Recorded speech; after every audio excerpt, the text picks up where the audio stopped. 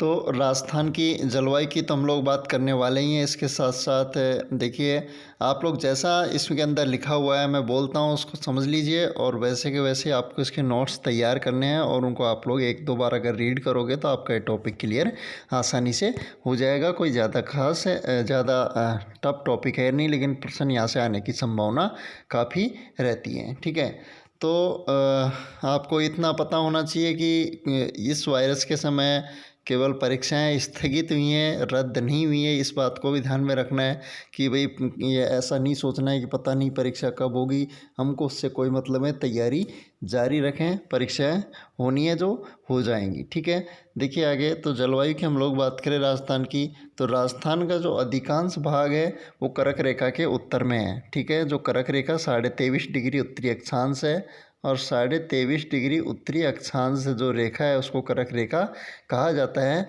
और कर्क रेखा के जो राजस्थान है वो अधिकतर उत्तर में स्थित है, और इसके कारण राजस्थान की जो जलवायु है उसे उपोष्ण या शीतोष्ण कटिबंधीय जलवायु कहा जाता है। ठीक है, देखिए कर्क रेखा के बारे में बात करें तो कर्क रेखा मैंने बताया था 23.5 डिग्री उत्तरी अक्षांश को क्या कहा जाता है, कर्क रेखा कहा जाता है। कर्क रेखा की सर्वाधिक लंबाई आपके बांसवाड़ा जिले में, कर्क रेखा की सर्वाधिक लंबाई बांसवाड़ा जिले में है। बांसवाड़ा जिले के अंदर कौन सी तहसील में, कुशलगढ़ तहसील में इसकी सर्वाधिक लंबाई है। अब बात करें न्यूनतम लंबाई, तो न्यूनतम जो लंबाई है वो डूंगरपुर के अंदर है और गाँव होगा चीखली। ठीक है, देखिए आगे बात करें हम लोग नेक्स्ट इसके बारे में, तो जो नज़दीक ज़िला मुख्यालय है कर्क रेखा के, तो कर्क रेखा के जो नज़दीक ज़िला मुख्यालय की बात करें तो वो ज़िला मुख्यालय कौन सा होगा, बांसवाड़ा होगा। इसके बाद में जो दूर ज़िला मुख्यालय है वो कौन सा होगा, आपका गंगानगर होगा। यानी कर्क रेखा जो जा रही है उसके सबसे नज़दीक राजस्थान में बांसवाड़ा पड़ता है और सबसे दूर कौन सा पड़ेगा, गंगानगर पड़ेगा। ठीक है, इस तरीके से देखिए नेक्स्ट हम लोग बात करें आगे, कर्क रेखा की राजस्थान के अंदर जो लंबाई है, तो कर्क रेखा की राजस्थान में टोटल लंबाई 26 किलोमीटर आती है। इसके बाद बात करें कि कर्क रेखा की लंबाई 26 किलोमीटर हो गई। अब बात करें और फैक्ट की, कच्छ की खाड़ी। ठीक है, जो कच्छ की खाड़ी है उसकी राजस्थान से जो दूरी है वो 225 किलोमीटर आती है। कच्छ की खाड़ी की राजस्थान से दूरी 225 किलोमीटर है। ये हम लोग अभी जलवायु के बारे में जो बेसिक फैक्ट हैं उनकी चर्चा कर लें, उसके बाद में जितने भी जलवायु के वर्गीकरण हैं उनकी चर्चा आगे करेंगे। तो कच्छ की खाड़ी की जो राजस्थान से दूरी है वो 225 किलोमीटर है। इसके बाद खंबात की खाड़ी की राजस्थान से जो दूरी है वो 275 किलोमीटर है। ठीक है, देखिए आगे बात करें, अरब सागर से राजस्थान की दूरी आती है 400 किलोमीटर, और बंगाल की खाड़ी से राजस्थान की दूरी 2900 यानी 2900 किलोमीटर है। ठीक है, इसके बाद बात करें जैसलमेर की जलवायु विषम तथा बांसवाड़ा की जलवायु क्या है, सम जलवायु पाई जाती है। जैसलमेर में जलवायु विषम प्रकार की, यानी वहाँ पर दिन में तापमान अधिक होता है, रात को ठंड अधिक होती है, जबकि बांसवाड़ा की जलवायु सम है, ना तो अधिक ज़्यादा गर्मी ना अधिक ज़्यादा ठंड वहाँ पे होती है। ठीक है, देखिए आगे बात करें, समुद्र तल से राजस्थान का अधिकांश भाग की जो औसत ऊंचाई है, समुद्र तल से राजस्थान के अधिकांश भाग की औसत ऊंचाई 370 मीटर है। ठीक है, तो राजस्थान का जो औसत भाग है वो समुद्र तल से 370 मीटर ऊंचा है। और ये भी आपको याद रखना, वायुमंडल में 165 मीटर की ऊंचाई के साथ साथ तापमान में 1 डिग्री सेल्सियस की कमी आती है। ठीक है, यानी जैसे जैसे हम लोग ऊंचाई पर जाएंगे वैसे वैसे हमारा टेम्परेचर क्या होता जाएगा, 1 डिग्री सेल्सियस कम होता जाएगा। कितने पर, 165 मीटर की ऊंचाई पर। लेकिन क्वेश्चन ये पूछा था कि एक किलोमीटर में 1 किलो यानी 165 मीटर पे तो कितना गिरेगा, 1 डिग्री सेल्सियस गिरेगा। जबकि क्वेश्चन एक बार पूछा गया कि भाई 1 किलोमीटर पर कितना टेम्परेचर गिरेगा, तो 1 किलोमीटर पर लगभग 6 डिग्री से 6.4 डिग्री सेल्सियस के लगभग गिरेगा। ठीक है, तो याद रखना, कैलकुलेट करके भी इसको निकाल सकते हैं। तो धरातल में वैसे ही जैसे धरातल के अंदर 32 मीटर की गहराई के साथ तापमान 1 डिग्री सेल्सियस बढ़ता है, यानी हम ऊपर जाएंगे वायुमंडल में 165 मीटर तो 1 डिग्री सेल्सियस कम होगा, जबकि धरातल में नीचे जाएंगे तो 1 डिग्री सेल्सियस बढ़ता है। ठीक है, चलिए आगे हम लोग बात करें तो 21 जून को सूर्य है वो कर्क रेखा पर, 21 जून को सूर्य कर्क रेखा पर सीधा चमकता है। यह दिन उत्तरी गोलार्ध यानी उत्तरी गोलार्ध में हमारा आता है भारत, तो उत्तरी गोलार्ध का सबसे बड़ा दिन होता है, ये भी याद रखना। 3 जून को कर्क रेखा 21 जून को कर्क रेखा पर सीधा सीधा चमकता है और इस दिन उत्तरी गोलार्ध और भारत का सबसे क्या होता है, बड़ा दिन होता है।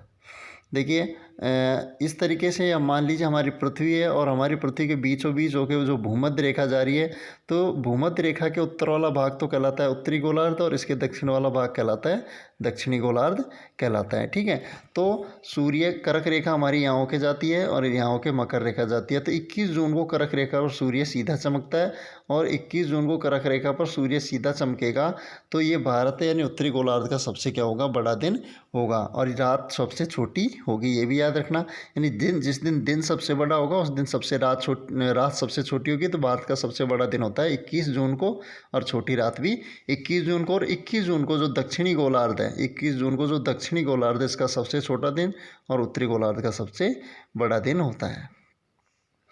सूर्य कर्क रेखा पर सीधा चमकता है तो सीधी किरणें राजस्थान में कहाँ पर पड़ती है, बांसवाड़ा पर, तथा तिरछी किरणें गंगानगर जिले में पड़ती है, ये भी आपको याद रखना है। देखिए मान लीजिए ये हमारा राजस्थान है और राजस्थान के अंदर यहाँ पे गंगानगर जिला है और यहाँ पे हमारा बांसवाड़ा जिला है। बांसवाड़ा से होकर कर्क रेखा गुजरती है हमारी, तो कर्क रेखा पर सूर्य सीधा चमकता है तो सीधी किरणें तो यहाँ पर बांसवाड़ा के अंदर पड़ेगी, जबकि सूर्य मान लीजिए हमारा सूर्य है, ये हमारा क्या है, सूर्य है और सूर्य की जो सीधी किरणें हैं वो तो कहाँ पड़ेंगी, बांसवाड़ा में, जबकि सूर्य की जो तिरछी किरणें हैं वो सर्वाधिक कहाँ पड़ेंगी, गंगानगर में पड़ेंगी। देखिए आगे इसके बाद देखें तो 22 दिसंबर को सूर्य मकर रेखा पर सीधा चमकता है। 22 दिसंबर को सूर्य मकर रेखा पर सीधा चमकता है और यह दिन भारत का सबसे छोटा दिन होता है। 22 दिसंबर को सूर्य मकर रेखा पर सीधा चमकता है और यह दिन दक्षिणी गोलार्ध का सबसे बड़ा दिन होगा, जबकि उत्तरी गोलार्ध यानी भारत का सबसे छोटा दिन होगा। कब, 22 दिसंबर को। सबसे बड़ा दिन होता है भारत का आपके 21 जून को। अब बात करें इसके बाद में नेक्स्ट 21 मार्च और 23 सितंबर को सूर्य भूमध्य रेखा पर सीधा चमकता है और इस दिन दिन रात की अवधि बराबर होती है। ठीक है, ये भी आपको याद रखना है कि भूमध्य रेखा पर कब सीधा चमकेगा, तो 23 सितंबर और 21 मार्च। देखिए ये हमारी पृथ्वी है, इसमें बीचों बीच होकर भूमध्य रेखा जा रही है, इसमें 23 सितंबर और 21 मार्च को सीधा चमकेगा, तो संपूर्ण पृथ्वी पर दिन रात की अवधि क्या होगी, बराबर होगी। सूर्य से पृथ्वी की सर्वाधिक दूरी कौन से माह में आती है, जुलाई के महीने में। सूर्य से पृथ्वी की सर्वाधिक दूरी जुलाई के महीने में और ये कब है, 4 जुलाई को। ठीक है, सूर्य से पृथ्वी की सर्वाधिक दूरी, सॉरी यहाँ पे थोड़ा मिस्टेक है, सूर्य से जो पृथ्वी की सर्वाधिक दूरी है, हाँ बिल्कुल, सूर्य से पृथ्वी की सर्वाधिक दूरी है वो कौन से माह में होगी, जुलाई में, बिल्कुल सही है। सूर्य पृथ्वी से सबसे दूर कब होता है, जुलाई माह में, और ये स्थिति बनती है 4 जुलाई को। ठीक है, ये स्थिति कब बनेगी, 4 जुलाई को।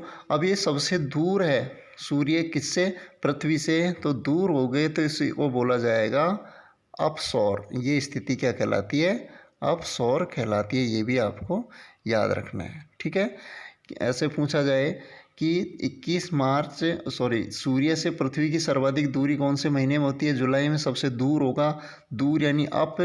ठीक है, और ये कब बनती है, 4 जुलाई को बनती है और अपसौर कहा जाता है। इस स्थिति को क्या बोला जाता है, अपसौर कहा जाता है, ये भी आपको याद रखना है।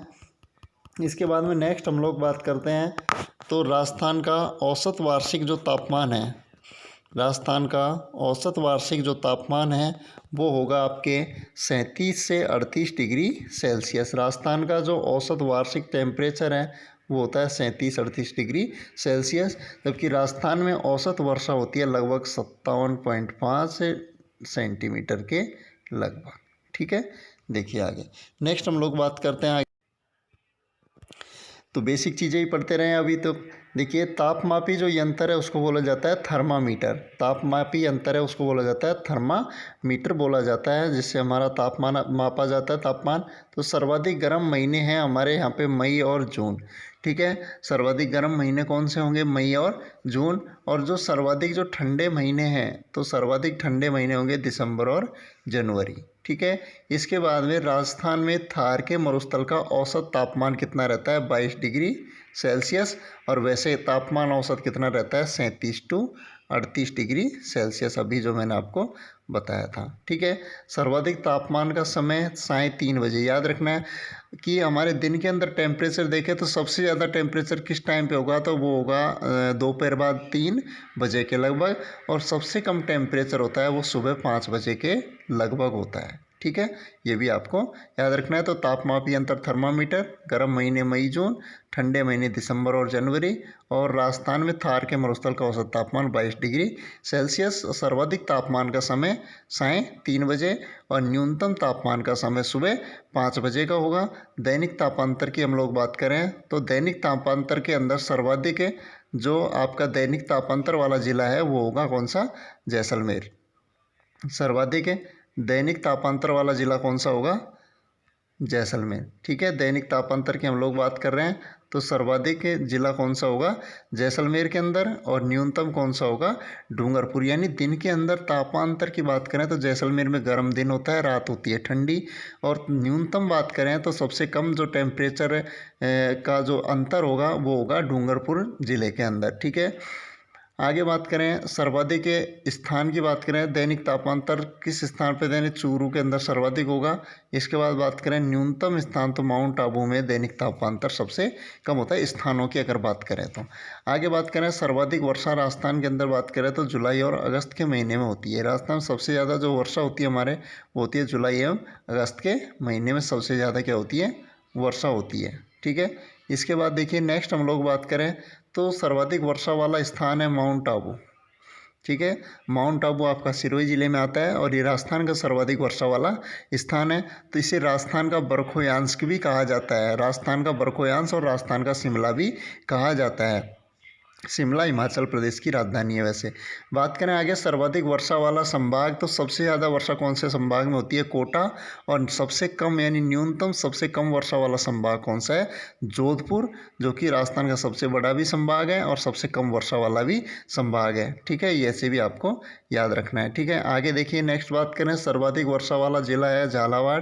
झालावाड़ में लगभग 40 दिन तक वर्षा होती है और कितनी, लगभग 100 सेंटीमीटर। ठीक है, आगे देखिए सबसे कम वर्षा वाला जिला कौन सा होगा, जैसलमेर। इस यहाँ पर केवल 5 दिन एवरेज क्या होती है, रेन होती है। देखिए न्यूनतम वर्षा वाला स्थान की हम लोग बात करें तो सबसे कम जो वर्षा होती है वो सम जैसलमेर, सम जो जगह है या सम जो गांव है आपका वो कहाँ पे होगी, जैसलमेर के अंदर। ठीक है, तो न्यूनतम वर्षा कहाँ पे होगी, सम जैसलमेर के अंदर होगी, लगभग 5 सेंटीमीटर के लगभग। इसके बाद देखिए नेक्स्ट हम लोग बात करें तो सर्वाधिक आर्द्रता वाला जो ज़िला है यानी सबसे ज़्यादा जहाँ पे नमी है तो वो होगा झालावाड़, क्योंकि बारिश सबसे ज़्यादा होती है। सर्वाधिक आर्द्रता वाला ज़िला कौन सा है, झालावाड़ ज़िला होगा आपके। ठीक है, आगे बात करें न्यूनतम आर्द्रता वाला ज़िला क्या होगा, जैसलमेर होगा। सर्वाधिक आर्द्रता वाला स्थान कौन सा है, माउंट आबू राजस्थान में। और न्यूनतम आर्द्रता वाला स्थान कौन सा है, फलोदी जोधपुर, जहाँ पर नमी कम पाई जाती है। 50 सेंटीमीटर वर्षा रेखा राजस्थान को 2 भागों में बांटती है। किस तरीके से, मान लीजिए ये हमारा राजस्थान है, ठीक है, और राजस्थान के अंदर से एक 50 सेंटीमीटर इस तरीके से वर्षा रेखा जाती है। तो इस भाग में तो क्या हो जाएगा कि ये तो हो गई अरावली, इधर हो गया मरुस्थल और इधर हो गया पूर्वी मैदान। तो मैदान की तरफ तो 50 सेंटीमीटर से ज़्यादा वर्षा होती है और इधर मरुस्थल की तरफ 50 सेंटीमीटर से कम वर्षा होती है। इस कारण से जो 50 सेंटीमीटर वर्षा रेखा है आपकी वो राजस्थान को कितने भागों में बांटती है, 2 भागों में बांटती है। ठीक है, तो 50 सेंटीमीटर वर्षा रेखा राजस्थान को 2 भागों में बांटती है, यानी पूर्वी और पश्चिमी राजस्थान। पश्चिमी राजस्थान में थार का मरुस्थल हो जाएगा, जबकि पूर्वी मैदानी भाग हो जाएगा। 50 सेंटीमीटर वर्षा रेखा के उत्तर पश्चिम में, 50 सेंटीमीटर वर्षा रेखा के उत्तर पश्चिम में वर्षा कम, जबकि दक्षिण पूर्व में वर्षा अधिक होती है। कैसे, मान लीजिए राजस्थान है, राजस्थान में इस तरीके से 50 सेंटीमीटर वर्षा रेखा जाती है और इधर हमारा थार का यह रह गया मरुस्थल। तो इस भाग में वर्षा कम होती है और इस भाग में वर्षा क्या होती है, ज़्यादा होती है। देखिए नेक्स्ट बात करें, अब बात करें हम लोग दोगड़ा। तो दोगड़ा एक राजस्थानी भाषा का शब्द है। दोगड़ा राजस्थान में मानसून पूर्व होने वाली जो वर्षा है उसको बोला जाता है दोगड़ा, यानी मानसून नहीं आता उससे कुछ दिन पहले हल्की बारिश हो जाती है, उसको बोला जाता है दोगड़ा राजस्थान के अंदर। ठीक है, जैसे आगे हम लोग बात करें तो सर्वाधिक जो आंधियां हैं राजस्थान के अंदर, तो सर्वाधिक आंधियां चलती है श्रीगंगानगर ज़िले में, और ये चलती हैं लगभग 27 दिन तक आंधियां चलती है। सबसे कम और इसके बाद में हनुमानगढ़ ज़िले में 24 दिन तक आंधियां चलती है। आगे बात करें सबसे कम आंधियां जो राजस्थान में चलती हैं वो चलती है झालावाड़ ज़िले में, और झालावाड़ ज़िले में लगभग 3 दिन, और सबसे ज़्यादा वर्षा भी कहाँ पे होती है, झालावाड़ में लगभग 40 दिन तक वर्षा होती है। और सबसे कम क्या चलती हैं, आंधियाँ। सर्वाधिक आंधियाँ आपके मई और जून में चलती हैं, ठीक है, ये भी आपको याद रखना है। राजस्थान में सबसे ज़्यादा जो आंधियाँ हैं वो कब चलेंगी, मई और जून में चलती हैं, ठीक है। देखिए आगे नेक्स्ट हम लोग बात करें तो राज्य में चलने वाली आंधियों का जो रंग है काला और पीला होता है। अधिकतर ओलावृष्टि, ये महत्वपूर्ण, आगे देखिए, अधिकतर ओलावृष्टि सर्दी के मौसम, यानी सर्दी का मौसम हो या सर्दी के मौसम के जस्ट बाद। राजस्थान में सबसे ज़्यादा जो ओलावृष्टि है वो कहाँ पे कब होती है, मार्च एवं अप्रैल में। राजस्थान में सर्वाधिक ओलावृष्टि होती है मार्च एवं अप्रैल के महीने में, और सर्वाधिक ओलावृष्टि वाला जो ज़िला है वो होगा आपके जयपुर ज़िला, ठीक है। क्योंकि मार्च अप्रैल में ना तो इतनी गर्मी ना इतनी ठंड, क्योंकि नीचे जब कई दिन तक बादल होंगे तो नीचे टेम्परेचर कम होगा, और जो बारिश की बूंदें बर्फ़ के रूप में गिरती हैं तो उस कारण नीचे भी नहीं पिघल पाती, तो वो ओले के रूप में नीचे गिर जाती हैं। आगे बात करें सर्वाधिक आर्द्रता वाला महीना है अगस्त। अगस्त में सबसे ज़्यादा नमी पाई जाती है क्योंकि बारिश से का मौसम होता है उस टाइम, ठीक है। तो सर्वाधिक आर्द्रता वाला ज़िला कौन सा होगा, सर्वाधिक आर्द्रता वाला महीना अगस्त है, और सबसे कम आर्द्रता वाला महीना होता है अप्रैल का, ठीक है। आगे देखिए राज्य के दक्षिणी भाग में अधिक वर्षा होने के कारण अरावली की अधिक, राजस्थान का जो दक्षिणी भाग है उसमें अधिक वर्षा होने के कारण अरावली की जो ऊंचाई है वो अधिक है, ठीक है, ये भी आपको याद रखना है। इसके बाद बात करें पौष माह में चलने वाली हवा को सीली बोला जाता है। वाष्प के कणों के साथ चलने वाली जो लू है उसको बोला जाता है झाला, ठीक है। बंगाल की खाड़ी से चलने वाली मानसूनी हवाएं को याद रखना, पूर्वाई या आगुनी। इसके बाद में पश्चिमी दिशा से चलने वाली हवाओं को पच्छो, आथुनी या पिछवाई भी कहा जाता है। उगनी मतलब सूर्य उधर से उदय होता है पूर्व से, और यानी सूर्य आथुनी मतलब पश्चिम की तरफ छिपता है, ठीक है। तो ये भी आपको याद रखना है। इसके बाद देखिए नेक्स्ट बात करें पश्चिम दिशा से चलने वाली उत्तर पूर्व दिशा से प्रवेश करने वाली जो हवाएं इनको बोला जाता है संजेरी। देखिए ये प्रमुख राजस्थान की हवाओं के नाम हम लोग पढ़ रहे हैं। तो उत्तर पूर्वी दिशा से प्रवेश करने, उत्तर और पूर्वी ये दिशा है, उत्तर और ये उत्तर और ये पूर्वी, तो ये वाला जो क्षेत्र है इससे आने वाली जो हवाएं हैं उनको बोला जाता है क्या, संजेरी कहा जाता है, ठीक है। उत्तर पश्चिम से प्रवेश करने, उत्तर पूर्वी से करने वाली को तो संजेरी, जबकि उत्तर पश्चिम से प्रवेश करने वाली हवाओं को बोला जाता है सूर्या। जबकि दक्षिण पूर्व से आने वाली जो हवाएं होती हैं इनको बोला जाता है चील राजस्थान में। और दक्षिण पूर्व और दक्षिण पश्चिम से आने वाली हवाओं को बोला जाता है समुद्री या समुद्री, ठीक है। उत्तर दिशा से चलने वाली जो हवाएं होती हैं इनको धरोड़, धराव या उत्तरार्ध भी कहा जाता है, ठीक है। इसके बाद बात करें दक्षिण से आने वाली जो हवाएं होती हैं, तो दक्षिण से आने वाली जो हवाएं होती हैं उनको बोला जाता है लंकाऊ बोला जाता है, क्योंकि उधर क्या है श्रीलंका, इसका नाम रख दिया लंकाऊ। जून जुलाई में दक्षिण पूर्वी क्षेत्रों से आने वाला तूफान क्या कहलाता है, वज्र तूफान कहलाता है। याद रखना राजस्थान में जून जुलाई में दक्षिण पूर्वी क्षेत्रों में आने वाला तूफान वज्र तूफान होता है, और सर्वाधिक वज्र तूफान झालावाड़ और जयपुर में, सबसे कम आते हैं आपके बाड़मेर एवं बीकानेर में। तो ये बेसिक कुछ फैक्ट्स थे। इसके बाद में राजस्थान की जलवायु का अच्छी तरीके से डिवीज़न करके और क्या क्या जलवायु के जो फैक्ट हैं उनकी हम लोग चर्चा करने वाले हैं, तो इनको पढ़िए। धन्यवाद सभी को, आपका दिन शुभ।